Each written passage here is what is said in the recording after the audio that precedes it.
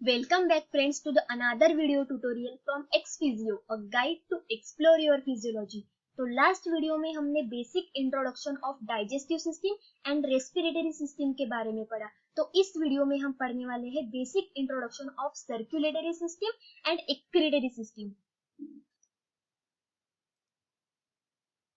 Circulatory system का काम है सर्कुलेट करना, to circulate things like gases, glucose, waste, hormones, antibodies, ions, etc.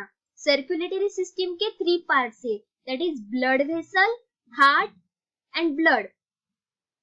Blood vessel 3 types के होते हैं, artery, vein and capillary. जो हार्ट से ब्लड दूर लेके जाए उसे आर्टरी कहते हैं, that is away from heart. जो हार्ट में ब्लड वापस लेके आए उसे वेन कहते हैं, जहां पे एक्सचेंज ऑफ मटेरियल्स हो वो है कैपिलरी।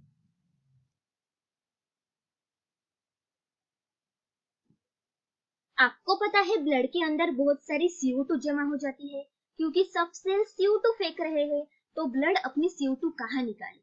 ब्लड कहता है यार मुझे ऑक्सीजन भी चाहिए। ब्लड के कस्टमर है ना सेल्स, तो लंग्स को भी बोलता है कि प्लीज मुझे ऑक्सीजन दे दो।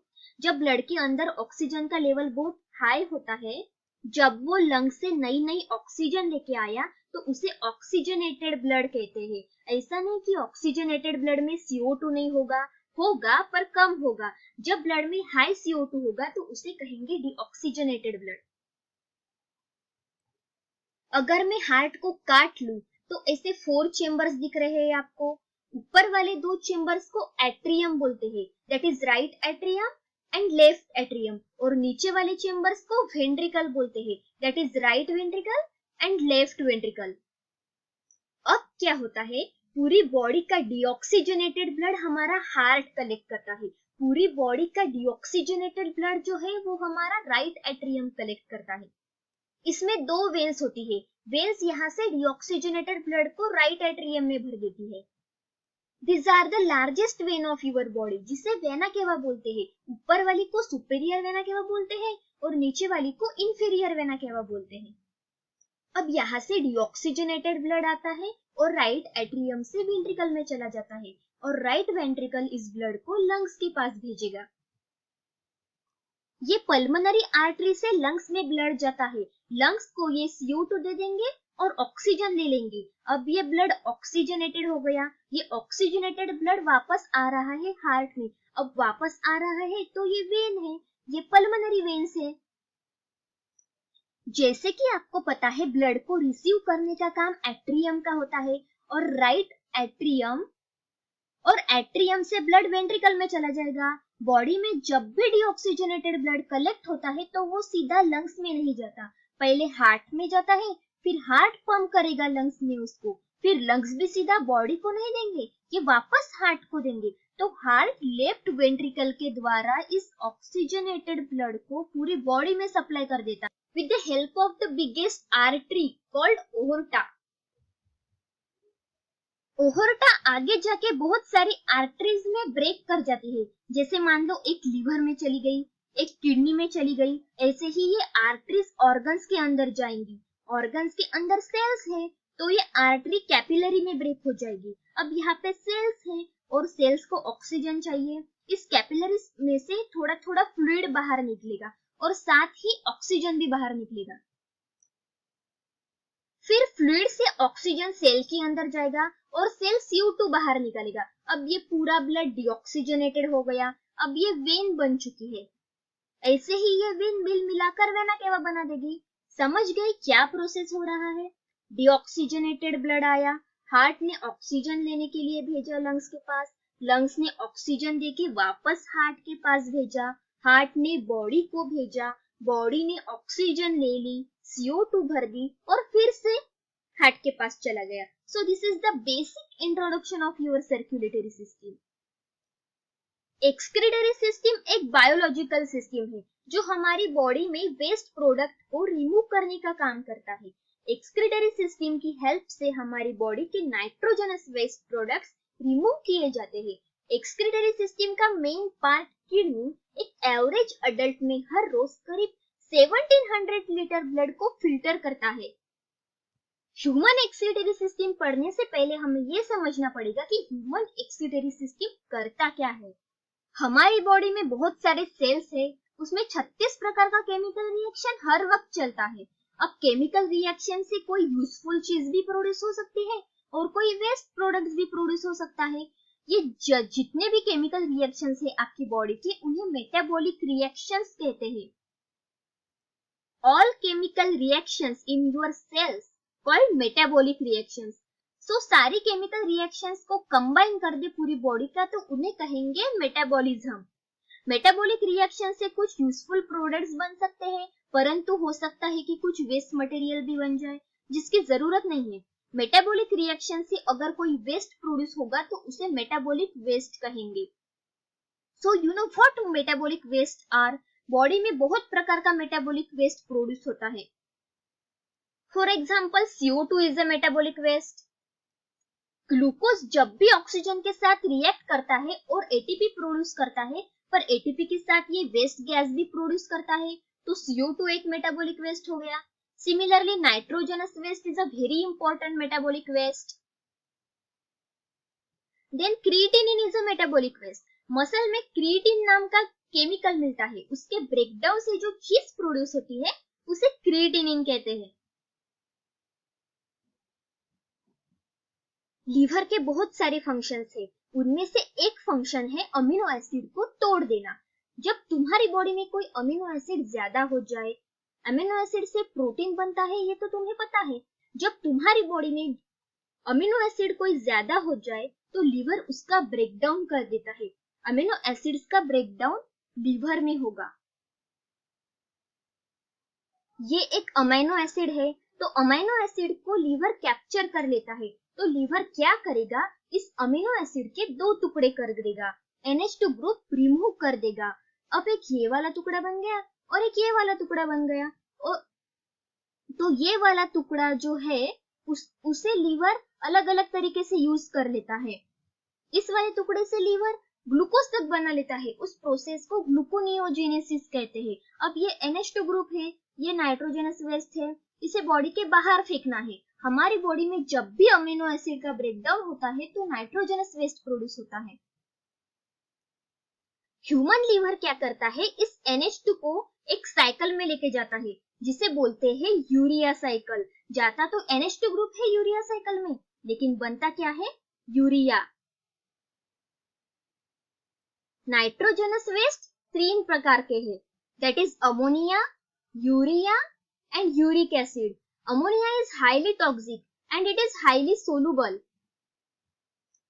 Urea is less toxic than ammonia, so it requires less water for removal. हम कितना यूरिन प्रोड्यूस करते हैं, 1 to 1.5 लीटर यूरिन एक दिन में प्रोड्यूस करते हैं।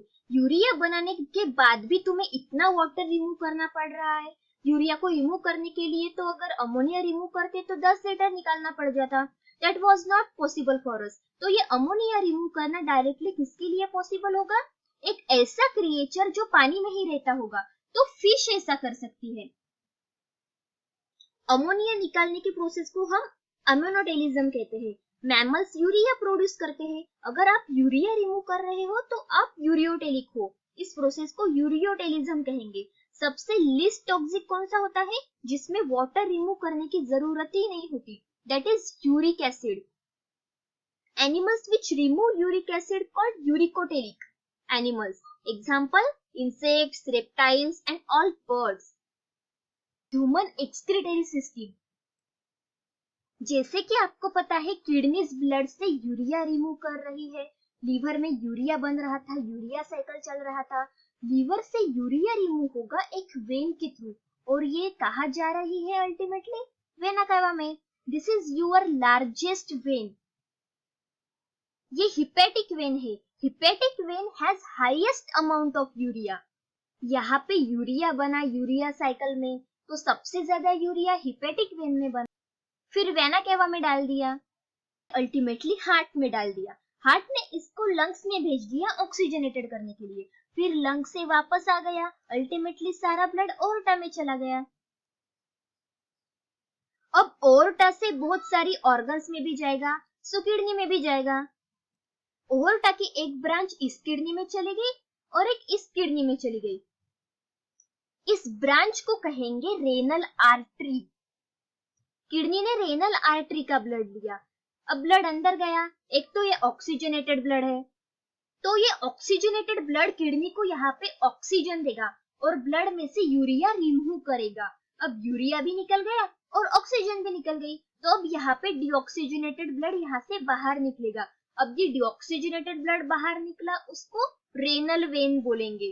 अब रेनल आर्टरी यहाँ गई, उसने अपना ऑक्सीजन दे दिया सेल्स को, प्लस इसने अपना यूरिया रिमूव कर दिया। मतलब जो renal when I, renal vein के पास तो बहुत ही कम यूरिया होगा, क्योंकि सारा यूरिया तो किडनी ने ले लिया।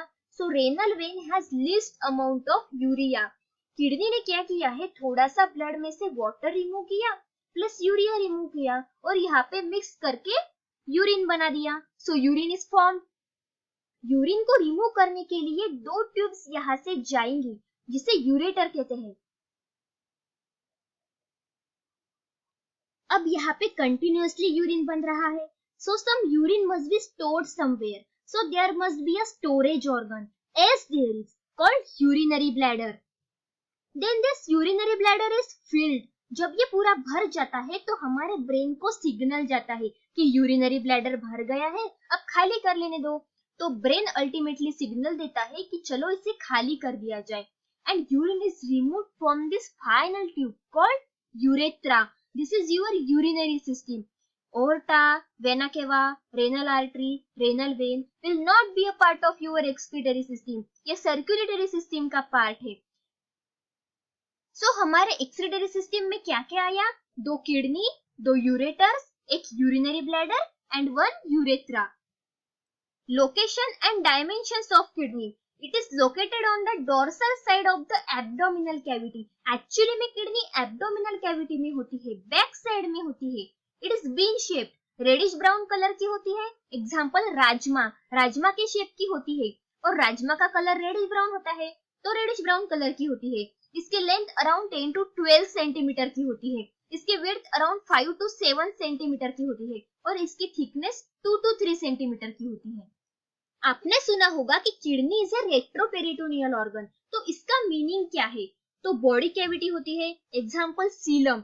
ये बॉडी कैविटी अंदर से खाली होती है. अब इसके अंदर ऑर्गन्स होते हैं.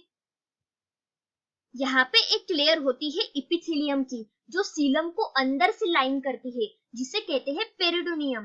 देन एक और लेयर होती है जो कि ऑर्गन्स को ऊपर से लाइन करती है, उसको भी पेरिटोनियम ही कहते हैं.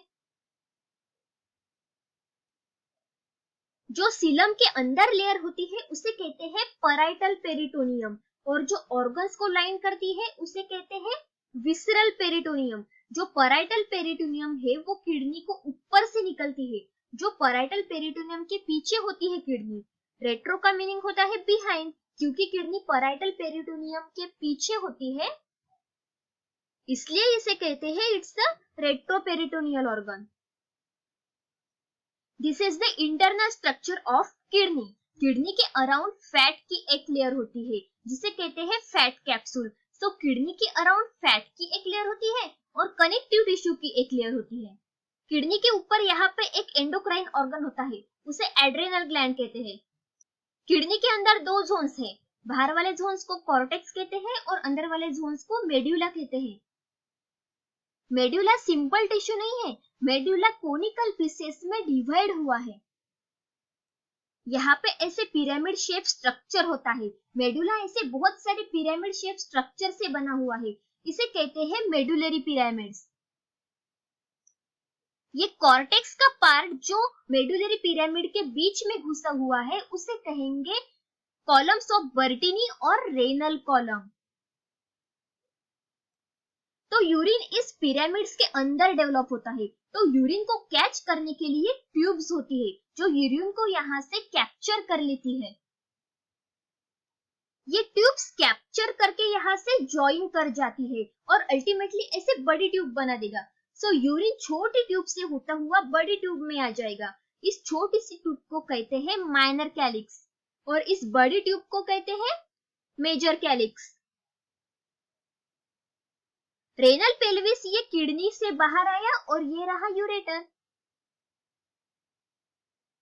रेनल पेल्विस वो पॉइंट है जहां किडनी से यूरिन इकट्ठा होता है एंड देन रेनल पेल्विस से यूरिन यूरेटर में ड्रेन होता है। ये जो नॉच लाइक डिप्रेशन होता है ना किडनी का, उसे हाइलम कहते हैं। रेनल आर्टरी यहीं से एंटर कर रही है, रेनल वेन यहीं से बाहर निकल रही है और यूरेटर भी यहीं से निकल रहा है। So hilum is the entry exit of nerves, blood vessels and ureters. So internal structure of kidney is made up of renal cortex, renal medulla, renal column, renal pyramid, fat capsule, major calyx, minor calyx, renal pelvis and ureter। तो आज के video में हमने basic introduction of circulatory system and excretory system के बारे में पढ़ा। अगर आपको ये वीडियो पसंद आया हो तो उसे लाइक, शेयर और सब्सक्राइब जरूर कीजिए।